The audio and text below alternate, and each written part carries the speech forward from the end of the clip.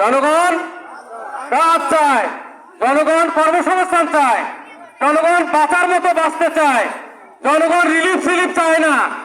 আরে আমার বাড়িতে আমি ভোটে এমপি, ভদ্রগঞ্জ তারাগঞ্জে 4 লক্ষ ভোটার, খুব বেশি হলে যদি 5 বছর এমপি থাকি 5,000 লক্ষ যাবে না।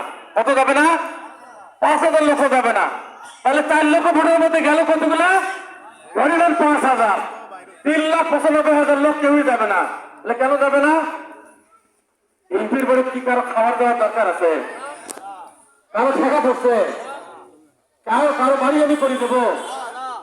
আমি অনেক বড় লিডার, অনেক বড় ইন্ডাস্ট্রিয়ালিস্ট, সাধারণ জনগণ কি খায়? এই একজন কইছে আমার এদি সুদা হরুন্নেসার ব্রিজটা করে দেবেন আর রাস্তাটা আমার করে দেবেন। আর রামামিয়া যে কথাটা কইছে, যে রাস্তার কথা কইছে, শোনেন, আমি তো কইছি এই যে এত বড় 25 কোটি টাকার যে কাজটা হয়েছে, রাস্তা কিন্তু 25 কোটি টাকার হয় না, অল্প অল্প 1-2 কোটি টাকার রাস্তা হয়। 25 কোটি টাকার ওই সময় যা ভদ্রগঞ্জ তারাগঞ্জের বাজেট পাইছিলাম আমি, 1 বছরের বাজেট ছিল আমার 15 কোটি টাকা। কত কোটি টাকা? 15 কোটি টাকা। ভালো করে শুনি না, আমি যখন এমপি আসলাম তখন 1 বছরের বাজেট ছিল 15 কোটি টাকা। 1 বছরের বাজেট, সেই 15 কোটি টাকার মধ্যে আমি 25 কোটি টাকা খরচ করছি শুধু মালাই খাবার, আরো 10 কোটি টাকা আনিয়ে অন্য জায়গা থেকে। কথাটা বোঝার চেষ্টা করেন। আর অনেকে কইবা হ্যাঁ তোরা সব ফ্রি করছেন, রাস্তা হয়ে করছেন, বলে তোমার টাকা তুমি কাটিয়ে ওই দিক থেকে আনিয়ে আর 25 কোটি টাকা দিয়ে করে দিছো। অল্পটা তো সবাই বোঝে না। আমি হলাম কামলা, আপনারা জানেন আমি 2008 সালে এমপি হওয়ার পরে ভদ্রগঞ্জে একটা ফ্যাক্টরি চালু করছি, একই সাথে তারাগঞ্জে একটা ফ্যাক্টরি চালু করছি। কি করছি? ফ্যাক্টরি চালু করছি। কার জন্য চালু করছি? এলাকার মানুষের কর্মসংস্থানের ব্যবস্থা করার জন্য। এইটা হলো আমার মেইন কাজ। আমি যে আমেরিকা 19 বছর থাকছি, আমার আসল কাজ হলো এলাকায় যেখানে আমি পারি সেখানে কর্মসংস্থান করার চেষ্টা করি।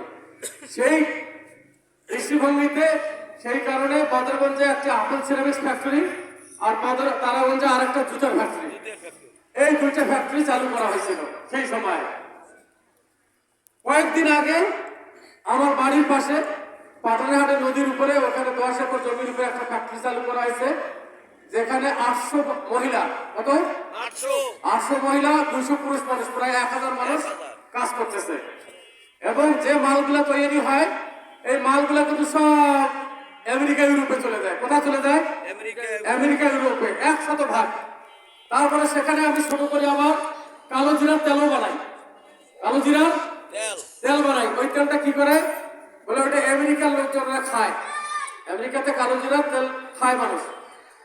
বছরে যদি আমি 2 টন কালো জিরার তেল পাঠাতে পারি তাহলে আমার 2 টন তেলের মধ্যে 20 থেকে 25 লাখ টাকা লাভ হয়, খালি 2 টন তেলের মধ্যে।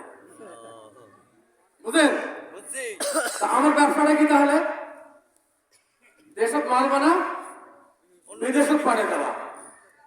কাই করে সেই কাম?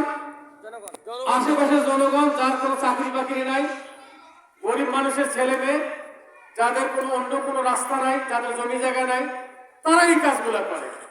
এই যে 1000 মানুষ কাজ করেছে, 1000 মানুষের মনে করেন যে বাড়ি বাড়ি যদি 4-5টা করে মানুষ হয়, তাহলে 1000 মানুষের কাজ দিয়ে 4-5 মানুষ খাইছে কিনা? খাইছে কিনা? এটা কি ওই টাকাটা আমার পকেটে আসতেছে না ওর পকেটে চাইছে? ওর পকেটে চাইছে।